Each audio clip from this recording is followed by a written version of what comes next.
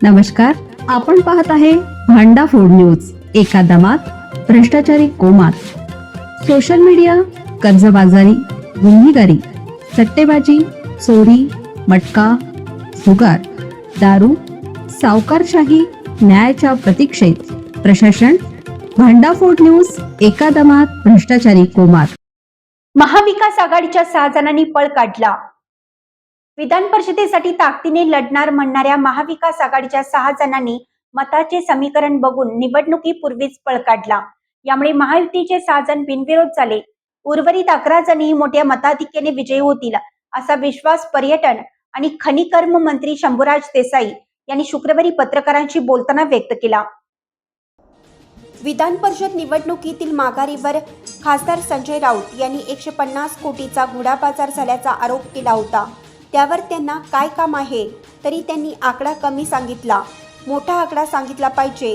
त्यांच्याकडे काही पुरावे असतील तर ते त्यांनी समोर आणावेत असे सांगत आजपर्यंत ते बोललेले काय खरे ठरले असा टोलाही देसाई यांनी लगावला.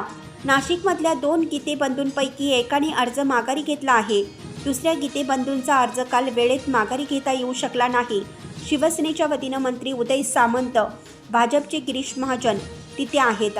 कदाचित चर्चेतूनही एखादा चांगला तोडगा निघू शकेल. महायुतीत कोणताही बनाव नाही.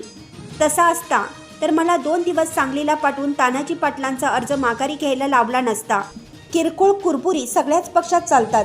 3 पक्षाचे सरकार म्हणजे कुठंतरी भांड्याला भांडं लागतं. मात्र त्याचा आवाज घरच्या बाहेर जाणार नाही याची काळजी आम्ही घेत असतो. कोकणात शिवसेना उभाट्याच्या बाळा माने यांना आपल्याकडे संख्या बेरीजच नाही. आपला टिकाव लागणार नाही हे कळल्यानंतरच त्यांनी अर्ज मागे घेतला. अर्ज मागे घेताच माने वाईट झाले. त्यावर राऊत लगेचच बोलायला लागले. माने विनायक राऊत यांच्याबद्दल काय म्हणाले ते पहा. माने बोलल्यामुळे त्यांच्यातीलच आतल्या गोष्टी बाहेर आल्या. उभाटात काय चाललं हे महाराष्ट्रातील जनतेला कळालं असंही देसाई यांनी सांगितलं.